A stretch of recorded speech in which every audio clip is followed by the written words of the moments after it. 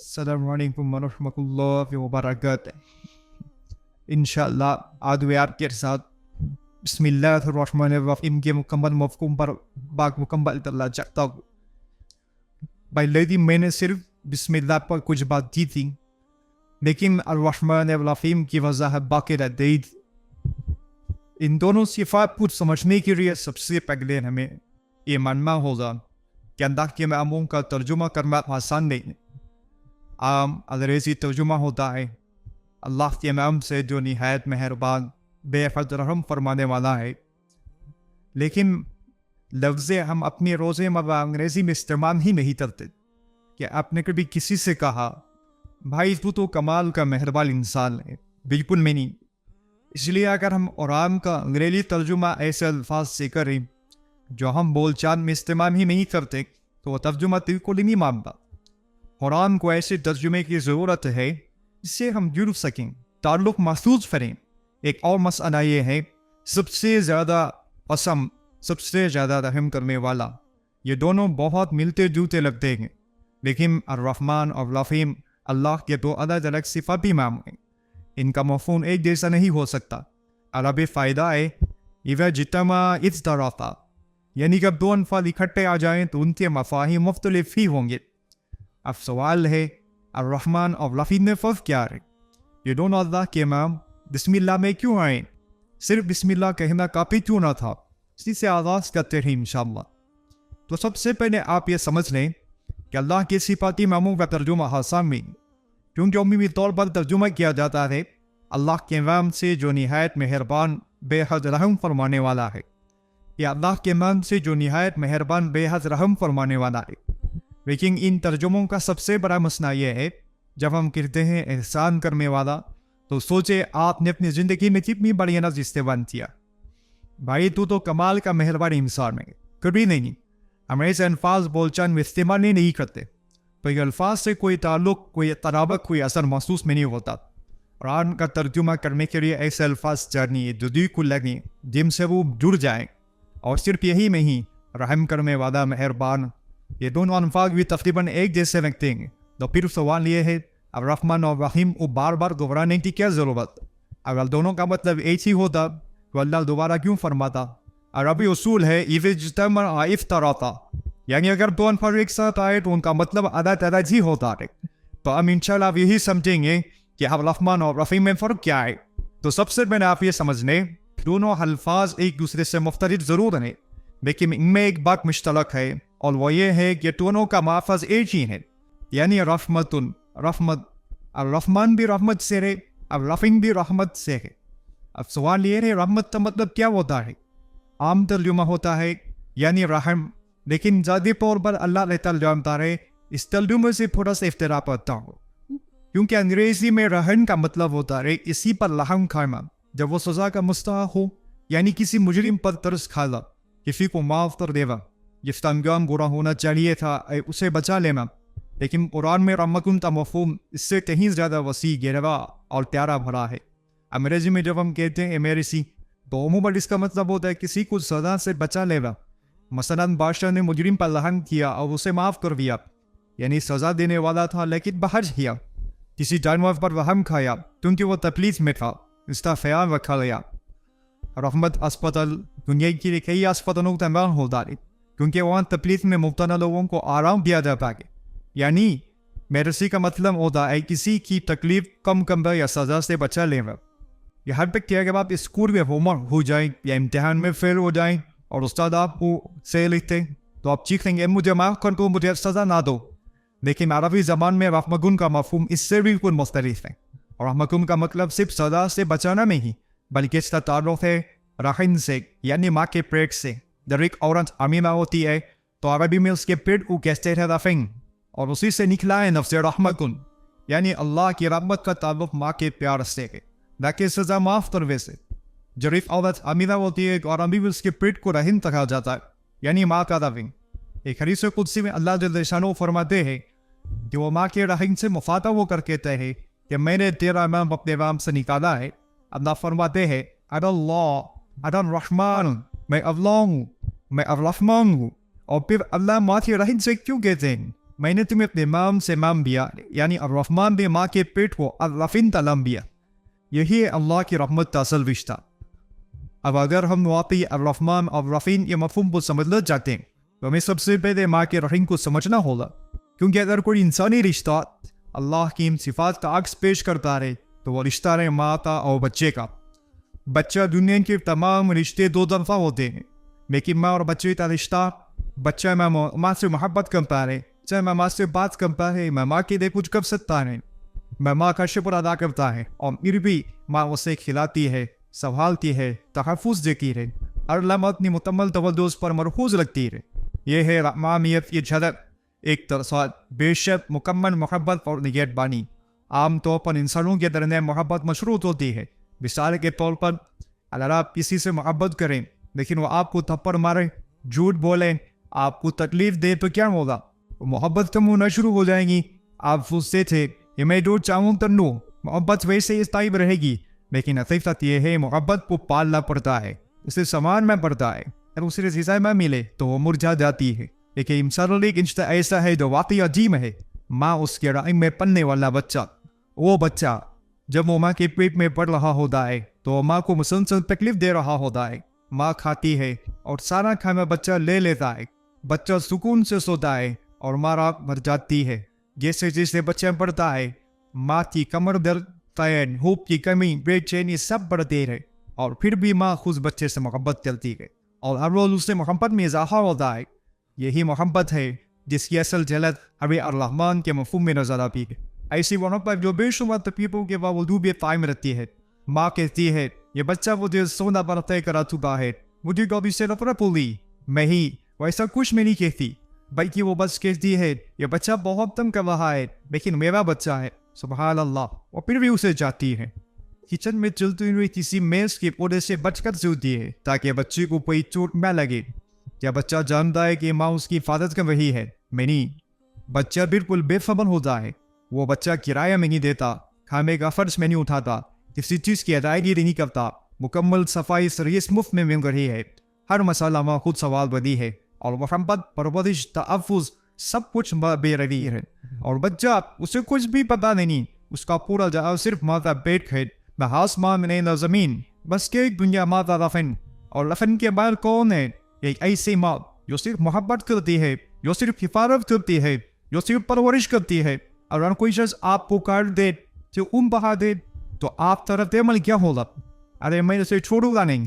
لیکن جب ایک ماں بچے کو جنم دیتی ہے، وہ اتنا خون کھوتی ہے، مرنے کے قریب پہنچ جاتی ہے، اس کا جسم چیرا جاتا ہے، وہ کئی دنوں تک ناقابل بیان تکلیف سے گزرتی ہے، درد پر درد سہتی ہے. اور یہ سب کس وجہ سے؟ اسی بچے کی وجہ سے. اور ان سب کے بعد وہ کیا کرتی ہے؟ بدلہ میں نہیں دیتی، غصہ میں نہیں کرتی، بلکہ اسی لمحے وہ بچے کو دودھ پلانا شروع کر دیتی. اور جو پہلی بار دودھ پلایا جاتا ہے تو کئی عورتوں کے لیے مزید تکلیف دامن ہوتا ہے. اور دودھ پلانے کا درد پہلے سے بھی زیادہ اذیت دیتا ہے. اسی لیے اللہ تعالیٰ قرآن میں فرماتے ہیں وَأَحْمَمَ عَلَىٰ وَهْنٍ، کمزوری پر کمزوری، وَفِصَالُهُ فِي عَامَيْنِ، دودھ چھڑانے پر مسلسل سختی، یعنی ماں مسلسل دیتی رہتی ہے، درد سہ کر بھی دیتی ہے. اور اللہ نے اپنے ان دونوں ناموں الرحمن اور رحیم کے ذریعے ہمیں یہ سبق دیا ہے. جیسے ایک ماں دیتی ہے ویسے ہی میرا رب دیتا ہے، بغیر مانگے، بغیر مانگے، درد سہ کر بھی دیتا ہے. وہ دیتا ہے، وہ دیتا ہے، ہر لمحہ دیتا ہے، وہ خیال رکھتا ہے، محبت کرتا ہے، حفاظت کرتا ہے. جیسے ایک ماں اپنے بچے کا خیال رکھتی ہے، لیکن ہمیں اندازہ نہیں میں نہیں کہ اللہ میں کتنا زیادہ طاقت ہے اور کون ہے جسے اندازہ نہیں. پھر ہم کہتے ہیں اللہ نے میرے لیے کیا کیا؟ جب مجھے ضرورت تھی تو وہ کہاں تھا؟ میں نے دعا کی، اس نے قبول کیوں نہیں کی؟ اور پھر بھی ہم اللہ کی رحمت کے اندر لپٹے ہوئے ہوتے ہیں. یہ صرف رفیم نہیں، یہ اس سے تعلیم برکت ہے. ایک ماں صرف مہربان نہیں ہوتی، وہ محبت کرتی ہے، خیال رکھتی ہے اور اپنے بچے کی مکمل حفاظت کرتی ہے. تو الرحمن اور الرحیم کا مطلب صرف رحم میں نہیں، دیکھیے اللہ کی محبت، اس کی نگہبانی اور اس کے پیٹ پر شفقت جو ہمارے تصور سے بھی بڑھ کر. اور یہ بھی نہیں وہ پہلی چیز جو ہمیں الرحمن اور الرحیم کے الفاظ کے بارے میں جاننی چاہیے. اب دوسری چیز بھی اتنی ہی اہم ہے، اور وہ ہے الرحمن اور الرحیم کے درمیان فرق سمجھنا. کے طور پر اگر آپ کہیں یہ آدمی عالم ہے یا یہ عورت دانا ہے تو اس کا مطلب ہے ان میں علم حکمت کی صفت ہے، لیکن وہ فی الحال ظاہر بھی نہیں ہو رہی. ہو سکتا ہے وہ اس وقت سو رہے ہوں اور اس وقت دائمی کا مظاہرہ کر رہے ہوں، یعنی وہ خوبی موجود ہیں لیکن ابھی فعال نہیں ہے. اسی طرح جب آپ چاہے وہ حافظ ثابت ہے تو یہ صرف ایک وصف ہے جس وقت تک موجود بھی ہو سکتا ہے یا نہیں بھی. لیکن جب آپ لفظ بولتے ہیں وہ زبان، اس کا مطلب ہوتا ہے یہ آپ نے عربی اسی لمحے شدید غصے میں ہے. طرح جب ہم کہتے ہیں الرحمن تو ہم صرف یہ نہیں کہہ رہے ہیں کہ اللہ مہربان ہے، بلکہ ہم کہہ رہے ہیں اللہ اسی لمحے پوری شدت سے مہربانی فرما رہا ہے. یہ صفت رکی گئی نہیں، یہ فعال، شدید اور فوری طور پر ظاہر ہو رہی ہے. اب اگلی مثال دودھ چھونے والی تمثیل ہے. فرض کریں کسی کو جمعہ کے دن 4 بجے تنخواہ ملنی ہے، لیکن باس میٹنگ میں ہے، شہر کے دوسرے کنارے پر ٹریفک میں پھنسے ہوئے اور یہ سب ٹرین پکڑنے کے لیے لیپ رہا ہے. وہ انتظار کر رہا ہے، باس آ ہی میں نہیں رہے. استصافی کہتا ہے فکر میں کرو، باس قابل اعتماد ہیں، وہ آ جائیں گے. لیکن یہ بات اس شخص کو تسلی نہیں دیتی. وہ کہتا ہے مجھے پتہ ہے وہ قابل اعتماد ہیں، لیکن کاش وہ اس وقت بھی ابھی کے لیے قابل اعتماد ہوتے. مجھے ابھی پیسے چاہیے، ابھی محبت، ابھی حفاظت، ابھی مہربانی چاہیے. کہاں ہے وہ میرا میسج بھی نہیں دیکھ رہے. انسان جب تکلیف میں ہوتا ہے تو یہ نہیں جانتا تمہارے اندر بہت اچھی خوبیاں ہیں، بلکہ وہ کہتا ہے تمہاری خوبی ابھی میرے کام کیوں نہیں آ رہی، ابھی کہاں ہو، ابھی کیوں مدد نہیں ملی. اور جب ہم کہتے ہیں الرحمن تو ہم صرف یہ نہیں کہتے اللہ محبت کرنے والا ہے، مہربان ہے، نگہبان ہے، بلکہ ہم کہتے ہیں یہ سب کچھ وہ اس وقت اسی لمحے مجھ پر واضح فرما رہا ہے. یہ سب کچھ ابھی ہو رہا ہے جب میں جملہ بول رہا ہوں. الرحمن کے مفہوم کا تیسرا اور سب سے خوفناک پہلو یہ ہے یہ صفت ہمیشہ کے لیے پتھی نہیں ہوتی. تال کے پاؤں پر عطشان، انتہائی پیاسا، لیکن کیا انسان ہمیشہ پیاسا رہتا ہے؟ نہیں، پانی پیتا پیاس ختم ہو جاتی ہے. زبان شریر غصے میں، کیا کوئی ہمیشہ غصے میں رہتا ہے؟ نہیں، ایک وہ آتا ہے جب وہ ٹھنڈا ہو جاتا ہے. اور میں یہاں آج کی بیوی کی بات نہیں کر رہا جو آن شریف بھوکا. کیا کوئی ہمیشہ بھوکا رہتا ہے؟ میری کھانے سے بھوک مٹ جاتی ہے. یعنی یہ تمام صفات بہت شدید ہوتی ہے، اسی لمحے فعال ہوتی ہے، لیکن یہ ختم بھی ہو سکتی ہے. یہی چیز الرحمن میں موجود ہے. اللہ تعالیٰ اس وقت انتہائی محبت، شفقت اور نگہبانی فرما رہا ہے. لیکن ایسا ہو سکتا ہے کہ ہم میں سے کچھ لوگ ایسا کچھ کر رہے تھے جو ہمیں الرحمن کی صفت سے محروم کر دیتے. یہ بات خوفناک نہیں کہ اللہ کی سب سے شدید اور فوری محبت اب اپنے آواز سے خود ہی کھو دیں. تو بات یہ ہے الرحمن کی رحمت ہمیشہ غیر مشروط نہیں رکھتی. ایسا کچھ ہو سکتا ہے جو اس رحمت کو تم سے چھین لے. صحابہ کرام نے اس حقیقت کو بہت گہرائی سے سمجھا تھا. انہوں نے فرمایا الرحمن یہ رحمت سب کے لیے ہے دنیا میں، لیکن الرحیم یہ صرف مومنین کے لیے ہے آخرت میں. کیوں؟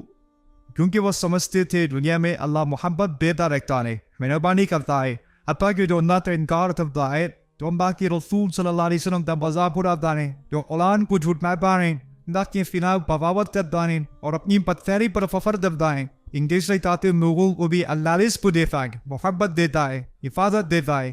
لیکن یہ لوگ ایسے اعمال کرتے ہیں جو انہیں ایک دن اس رحمت سے محروم کر دیں. تو الرحمن کی 3 خوبیاں یہ ہوئی: شدید محبت، ضلع میں ظاہر ہونے والی رحمت، ہمیشہ کے لیے گارنٹی نہیں. اور اب ہم بڑھتے ہیں اگلے عظیم نام کی طرف، الرحیم. الرحیم کا مطلب ہوتا ہے جس میں کوئی صفت مستقل موجود ہو، چاہے وہ فی الحال ظاہر نہ ہو مگر وہ صفت ہمیشہ اس کے اندر موجود ہوتی ہے. مثلا عزیز، باعث، کریم، باوقار، سفین. اگر کوئی شخص فی الحال عزت یا سخاوت کا مظاہرہ نہیں بھی کر رہا ہے تو بھی وہ عزیز یا کریم ٹھہرایا جا سکتا ہے، کیونکہ وہ صفات اس میں موجود ہیں. رحیم کا مطلب ہے جس میں ہمیشہ کے لیے محبت، شفقت اور نگہبانی موجود ہو.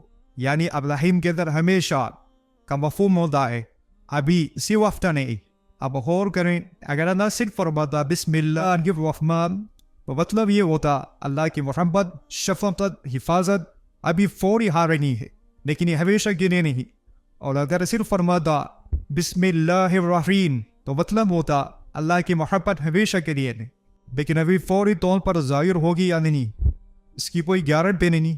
بندہ نے دونوں فرمایا الرحمن اور الرحیم، یعنی اللہ کی محبت اور حفاظت اسی میں آ رہی ہے اور ہمیشہ رہے گی.